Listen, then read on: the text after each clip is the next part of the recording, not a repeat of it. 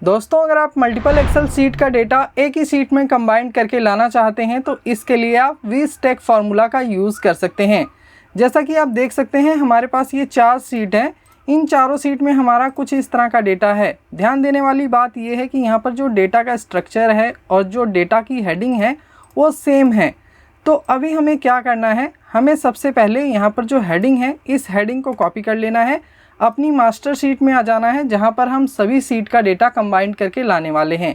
इसके बाद हम यहाँ पर अपनी हेडिंग को पेस्ट करेंगे। इसके बाद हम इस सेल में आ जाते हैं, यहाँ पर इक्वल का साइन लगाएंगे। इसके बाद टाइप करेंगे VStack, तो यहाँ पर VStack फार्मूला आ जाएगा। टैब बटन प्रेस करेंगे तो यहाँ पर पहला आर्गुमेंट है एरे का, तो यहाँ पर हमें अपनी पहली सीट का जो पूरा डेटा है उस डेटा को सिलेक्ट करना है।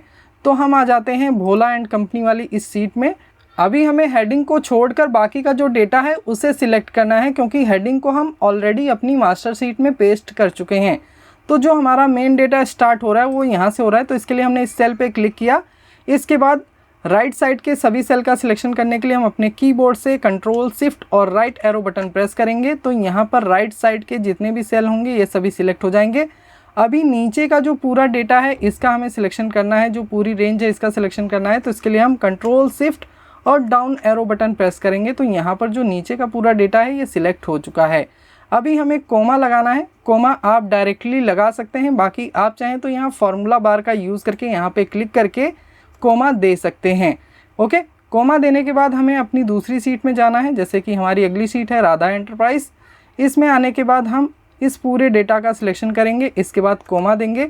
इसके बाद रामा एंटरप्राइज वाली सीट में आ जाते हैं, इस पूरे डेटा का सिलेक्शन करेंगे, कोमा देंगे। इसके बाद राणा उद्योग वाली सीट में आएंगे, यहाँ पर जो पूरा डेटा है इस पूरे डेटा का हमें सिलेक्शन करना है। तो यहाँ पर हमारी सिर्फ इतनी ही सीट थी, तो हमने इन सभी सीट का जो डेटा है उसे सिलेक्ट कर लिया है। अभी जो हमारा फार्मूला है ये भी कंप्लीट हो चुका है।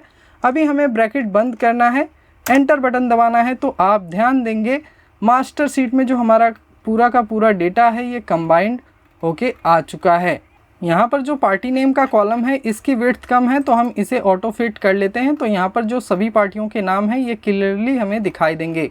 बाकी दोस्तों अगर आप अपनी शीट में कुछ भी चेंजेस करते हैं, जो पार्टी वाइज सीट आपने बनाई है, अगर आप इसमें कुछ भी चेंजेस करते हैं तो वो डेटा आपका मास्टर शीट में भी अपडेट हो जाएगा। जैसे भोला एंड कंपनी की जो पहली एंट्री है 7 नंबर एंट्री, इसमें हमने क्वांटिटी 1000 मेंशन की है। अगर हम भोला एंड कंपनी वाली शीट में आए, यहाँ पर हम क्वांटिटी को चेंज करें, जैसे कि मैं 10 करता हूँ और मास्टर शीट में आप जाके चेक करेंगे तो यहाँ पर भी 10 हो चुका है। बाकी दोस्तों अगर आप चाहते हैं आप इस डेटा में कोई नई एंट्री करें और वो एंट्री आपकी मास्टर शीट में भी अपडेट हो जाए, तो इसके लिए आप इन सभी डेटा को एक टेबल फॉर्मेट में कन्वर्ट कर लें। टेबल फॉर्मेट में कन्वर्ट करने के बाद आप जो भी नई एंट्री करेंगे वो आपकी मास्टर शीट में भी अपडेट हो जाएगी।